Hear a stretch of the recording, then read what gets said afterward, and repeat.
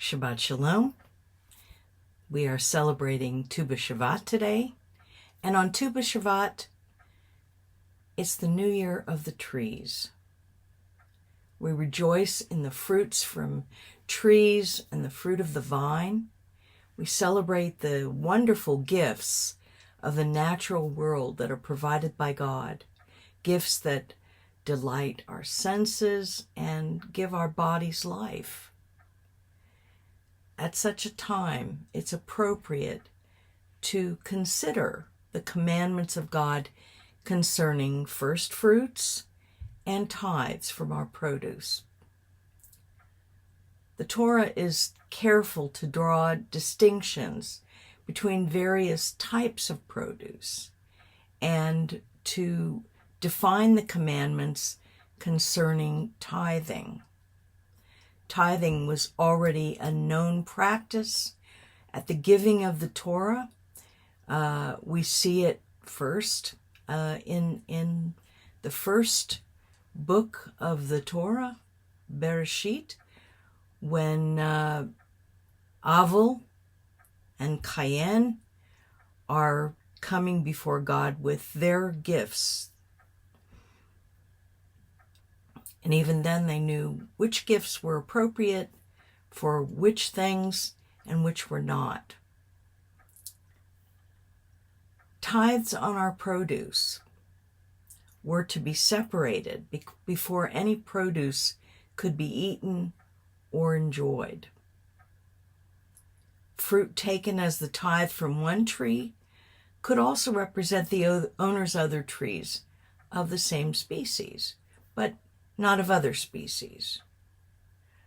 A year's fruit may only be tithed for that year's harvest.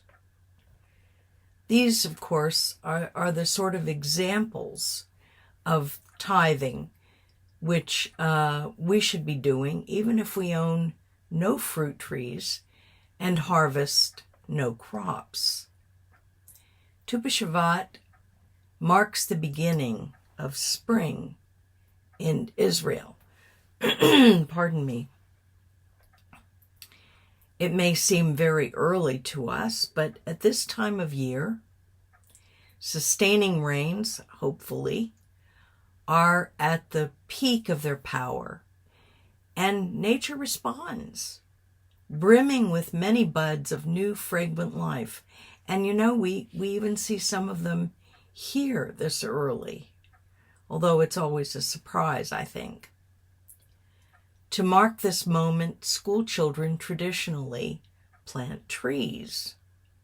The trees that are planted are usually provided by contributions from Jewish students and others abroad through the Jewish National Fund. Tu B'Shavat was celebrated in my cheder when I was a kid, as each of us donated money in order to plant a tree in Israel through JNF. And children in Israel would take the trees provided and plant them for us. For Jews outside of Israel, Tu B'Shavat is also a celebration. It's a celebration of the renewal of our vision and awareness. That's what links us with our homeland. It's a celebration of connection and connectedness to Jewish identity, to our land, and to the natural world. Most importantly, Tu B'Shavat draws us closer to the source of life, the one and only God, creator of all things, who is our God.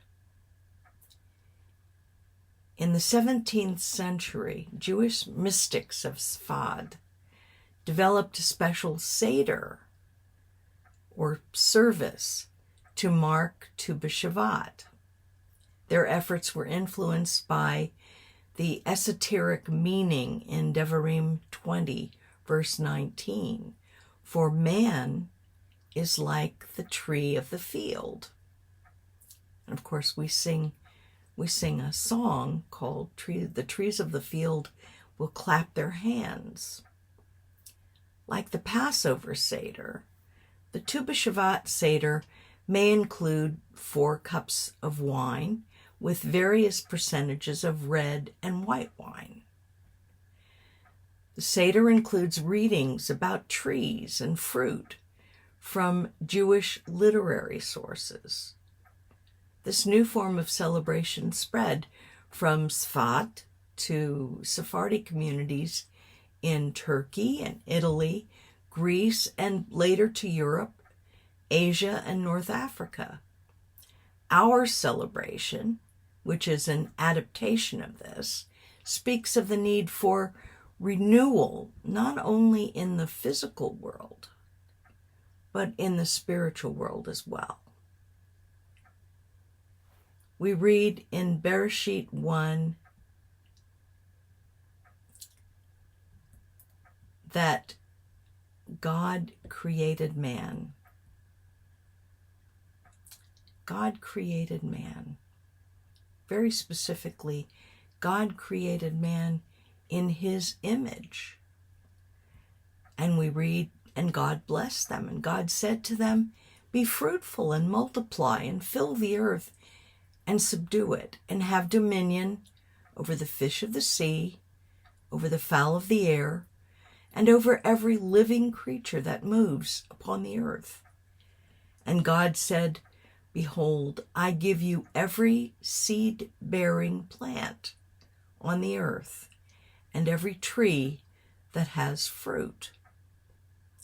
God presented humanity with the bounty of the earth that he had created. He spread out before us the trees and all the vegetation. He entrusted us with the creatures he had created. He gave us dominion, authority over all these things, along with responsibility for them. What was his purpose in doing this? So that man could misuse and destroy all that was placed in his hands? So that man could pollute, taint, and corrupt everything he touched?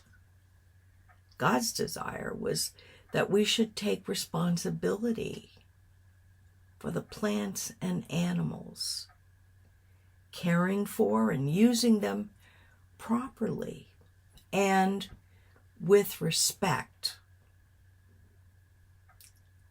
We have historical evidence of man's ongoing misuse of the earth and its abundance and its creatures. Under the rule of the Ottoman Turks, who were Muslims, in what was called Palestine, the Roman Palestina, a name chosen to obliterate any remembrance of Israel, attacks on trees caused residents to destroy every tree that did not produce a crop. Everything but olive and orange trees.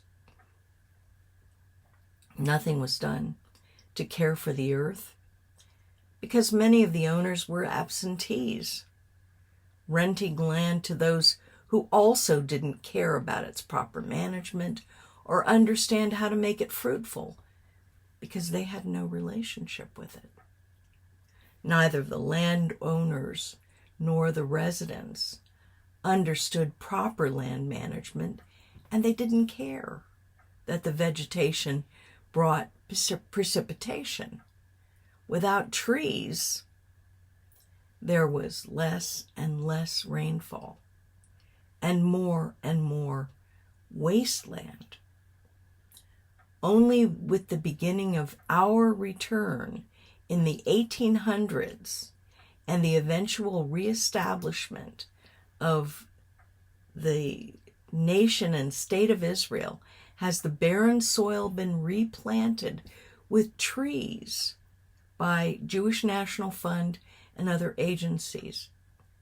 Most Jewish people have had trees planted on their behalf or have planted trees themselves in the land. I have personally planted many trees and have assisted in the planting of hundreds of them, including some in the forest just below Yad Vashem. We as a synagogue have planted trees in remembrance of members who have passed away. And on our trips to Israel, we always plant trees. The chronicle of trees in the UK is also sad.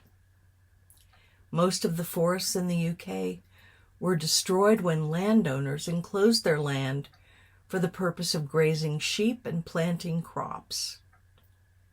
What was begun then was continued at the onset of the Industrial Revolution, when trees were used as fuel and more space was cleared to build factories. The majority of the trees remaining into the 20th century were used during World War I and World War II. No reforestation program has operated in this country until recent years, when the government and industry have seen to it that trees being culled are replaced. God holds us accountable for our actions towards the natural world. We are paying the price for our mistreatment of resources that God gave us, slowly losing elements, which we can't restore. The ozone layer, which protects us from the sun, is being eroded by our careless and cavalier behavior, making skin cancer and other human illnesses more and more common. In the land of Israel, the land of the Canaanites, the Hivites, the Jebusites, and so on, who are, of course, no more,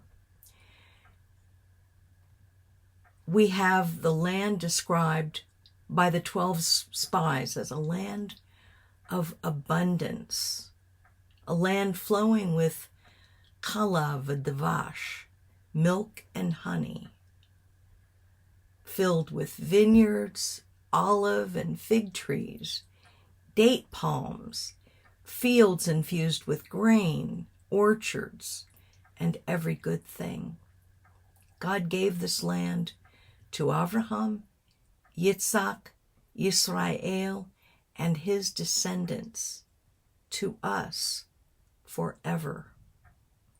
He promised the whole of the land to Abraham and Sarah and their descendants through Yitzhak. He promised the whole of the land to Yitzchak and Rivka and their descendants through Yaakov, whose name became Yisrael. He promised the whole of the land to Israel and his sons, telling them that they would return from Egypt. He promised the whole of the land to the people of Israel as they left Egypt with Moshe. He promised the whole of the land to the Bnei Israel in the Midbar, even when we failed to trust him enough to claim the land he had given us. He promised the whole of the land to Jews exiled in Babylon and Persia, telling us we would return from exile.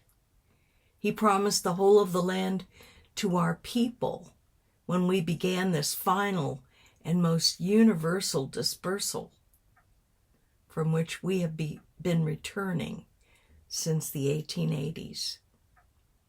He promised the whole of the land to our people when Mashiach reigns. The descendants of Abraham, Yitzhak, and Israel will have all the land promised to us by God, and not merely a remnant of that land. God promised that the nation of Israel would prosper in Haaretz. He promised that the land would be fruitful when our people were in Haaretz, and only then. Historically, the land has never prospered when others lived in our land. during the Babylonian Persian exile, for the nearly 2,000 years since Rome exiled our people. Here is a description of the land as it was when the first Aliyah began in the late 1800s. This was written by Mark Twain. His name, of course, is Samuel Clemens. He wrote it in 1869 when he made a trip to Israel.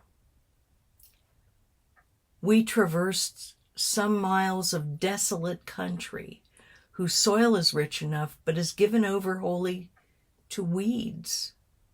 A silent, mournful expanse wherein we saw only 3 persons. Part of the ground we came over was not ground at all, but rocks. Where prosperity has reigned, it has fallen.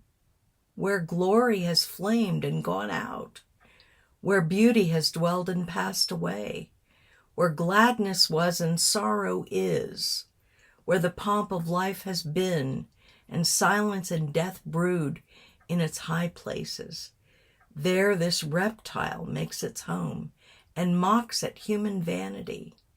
His coat the color of ashes, and ashes are the symbols of hopes that perished, of aspirations that came to nothing, of loves that are buried. This came from chapter 47 of Innocents Abroad. But the 1922 report by the Palestine administration declares it is gratifying to record a measure also of agricultural recovery. The area of cultivation has increased, and particularly the area of rotation and feeding crops of vegetables and fruit trees. Cereal cultivation in recent years has been little remunerative. The tobacco growing industry is making rapid strides. How wonderful. Fostered by favorable taxation. This would, of course, been by the Ottomans and later by the British. By purchase of the local manufacturers have had effective checks on smuggling.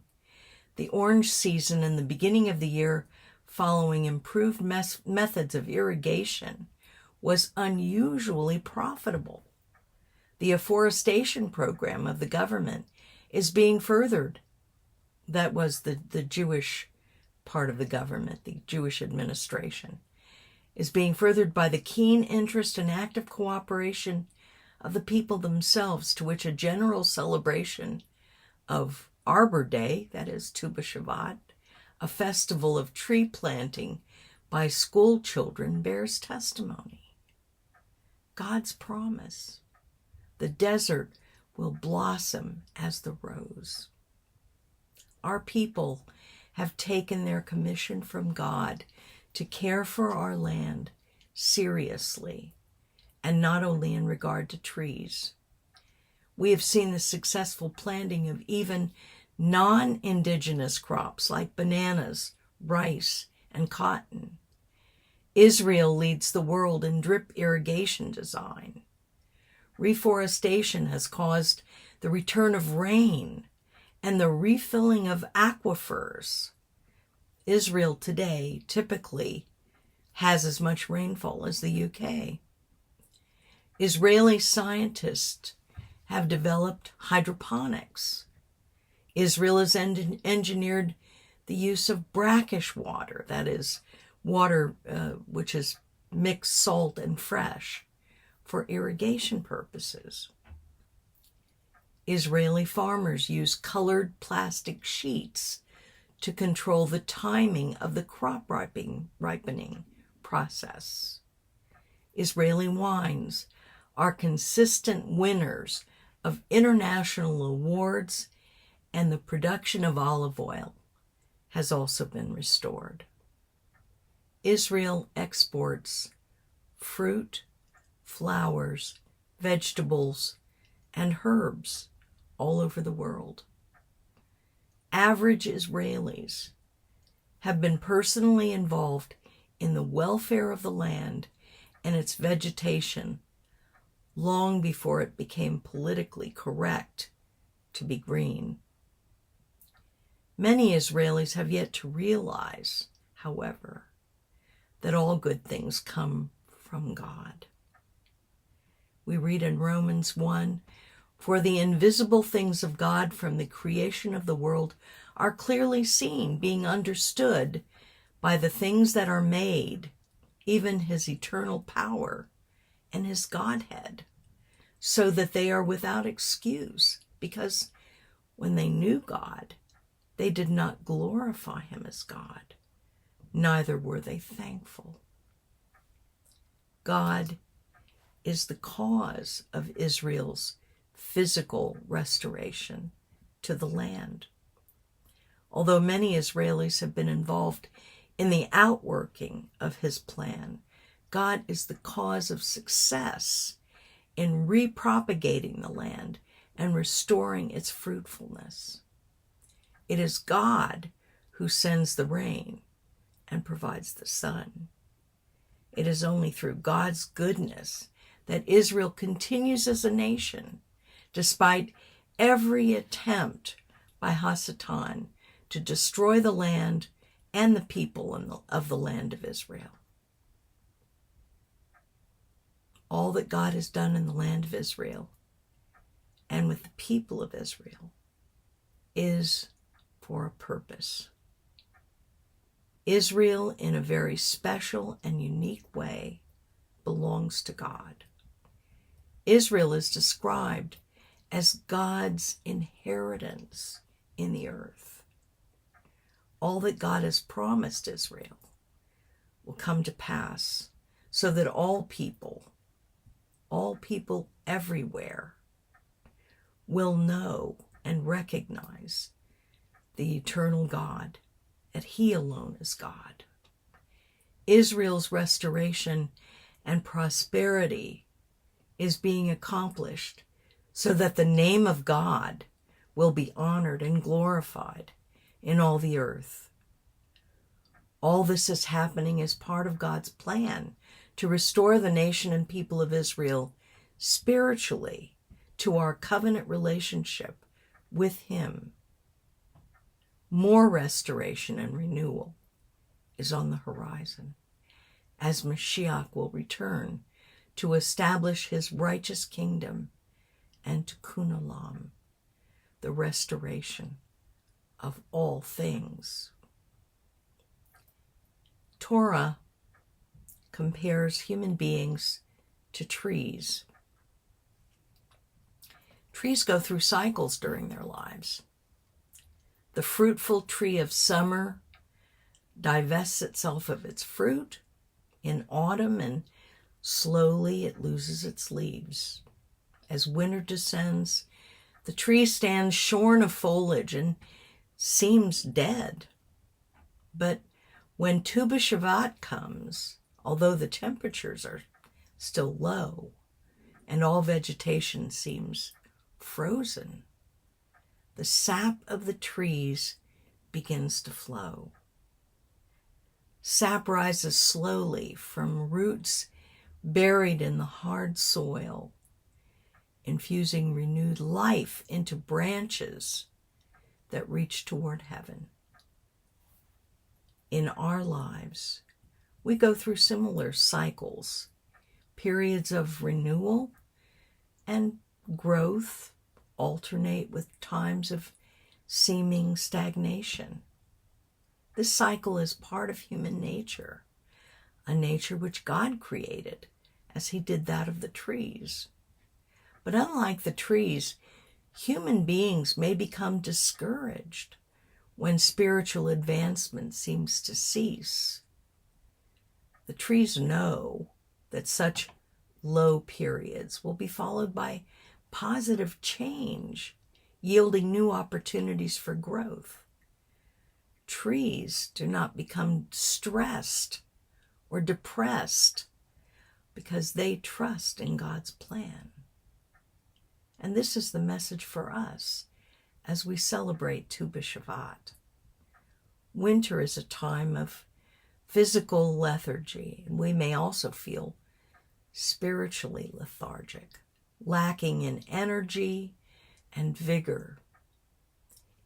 Even if you feel you are in a rut and have lost the drive to move forward, there's no reason to despair or to feel discouraged. We need to think like the trees, remembering the periods of apparent lack of productivity that are necessary phases in the cycles of our lives. As spring comes, as it surely will, life-giving sap moves imperceptibly through the trees to branches stretching upward.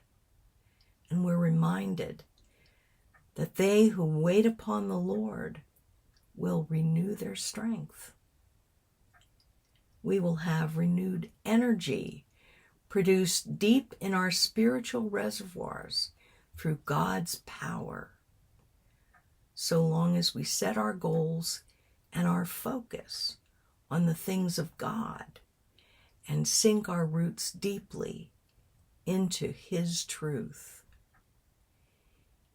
Here are a few more facts of life illustrated by nature, facts which those who garden might already know. There's a difference between trees and annual plants. Although trees require some regular maintenance, pruning and such, they produce fruit each year without any new planting. However, many plants, including vegetables, have to be reseeded each year in order to produce. Human beings are like trees. With good maintenance, we may decline, but we do not need to start over from the beginning with each goal set. We can build on our past experience and relationship with God. We may not be able to see the rings, as we do in trees, of the life that we've experienced, but hopefully we can see it in what we do. We can build our past experience and relationship with God on what has been, and the knowledge we have attained from experience and study will provide the impetus we need to develop further. But as with trees, we require proper care, nurturing, and watering in order to avoid spiritual damage and to encourage renewed growth. Allow Tu B'Shavat to inspire you to pay attention to the testimony of the trees. Protect yourself from that which is harmful to your spiritual nature. Avoid activities and especially avoid people who discourage your spiritual growth and advancement. Take the advice of the psalmist who compares us to trees in Tehillim 1. Blessed is the one who does not walk in the counsel of the ungodly, does not stand in the way of sinners, nor sit in the seat of the scorner. But his delight is in the Torah of Adonai, and in his Torah he meditates day and night. And he shall be like a tree planted by the rivers of water that brings forth its fruit in its season. His leaf does not wither, and whatever he does shall prosper. May you prosper as the trees prosper. God bless and keep you. Celebrate Tu B'Shavat with growth in your life. Shabbat Shalom.